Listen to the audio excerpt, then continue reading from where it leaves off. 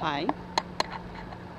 Don't really know what I want to say on this, other than I like to make things, and well, when I wanted certain types of jewelry and couldn't find it, I learned how to make my own. When I wanted certain feather hair clips and couldn't find them, I made my own.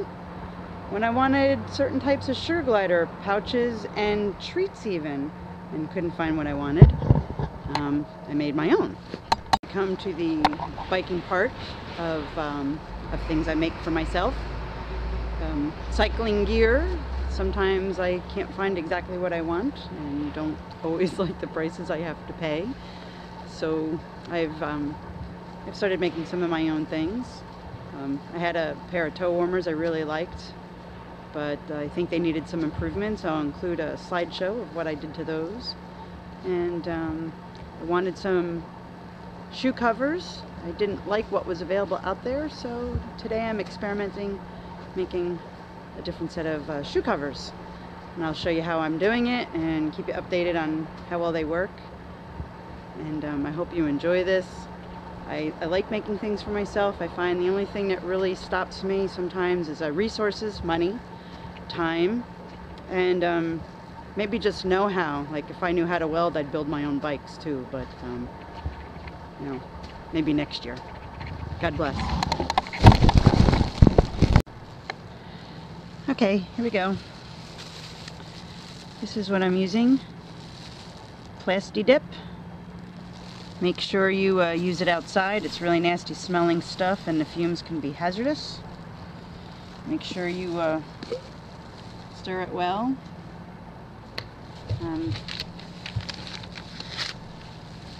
I use small brushes that are cheap to apply your first coat. You're going to do a very thin coat and let it soak in. Your second coat, maybe do a little thicker, and 4 to 5 coats is usually enough. You can see this is the first coat. You can see from the texture that it's actually soaked in. Make sure that you use some kind of hand protection. You don't want the stuff on your hands. And again, I can't stress enough, make sure you do it outside. Vapors are terrible. And just brush it on, thin coats, and follow the direction for time between coats, 30 minutes or more, and such. And I'll show you when they're done. Okay, second layer has been applied. We're going to let it dry for a half hour. At this point, I may decide to cut out the part for the cleat. I may wait till I'm totally done. Haven't decided yet. I do recommend stuffing some socks into the shoes so that they keep their form, and putting the slipper sock on the shoe while you're putting the rubber on it. I also put a plastic bag on the shoe to protect it from the Plasti-Dip. I used a flipper sock. I would have rather used a complete neoprene sock. Couldn't find what I wanted in stores, and I didn't want to order online because I wanted to touch it before I bought it, make sure it was the quality that I wanted. But the flipper sock looks like it's going to work well. It's a little open at the heel, but that's okay. I actually put them on upside down because the way they're supposed to go on your feet left the heel area too open and was too tight around the ankle. I didn't like the way they fit. I wanted the heel area of the shoe to be more protected, so putting them on upside down actually accomplished that. So that's why I did them that way. Okay, next. So after the third coat, I cut out little circles around the cleats, clip them into the pedals and make sure they'd fit okay. And I'm going to put a 4th coat on, making sure I cover the edges along here and along here to help protect the edges from tears.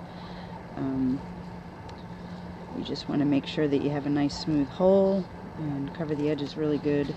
After the 4th coat, I will put a 5th, maybe a 6th coat on only the areas that will really get a lot of abuse when they touch the ground, which will be along the edges along here and probably right here. on the heel and on the tips of the on the bottoms here, and then they'll be done.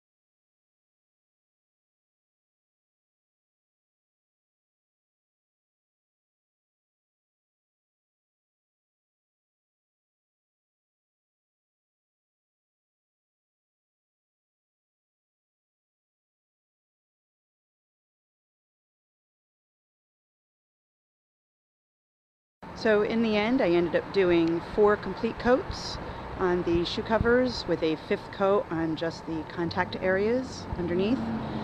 I ended up doing 1 layer of duct tape as well. If you don't put your feet down a lot, you probably don't need the duct tape. I put my feet down a lot, so a layer of duct tape I thought would be a little bit of extra added protection and wouldn't hurt, and you know, it looks cool, I guess.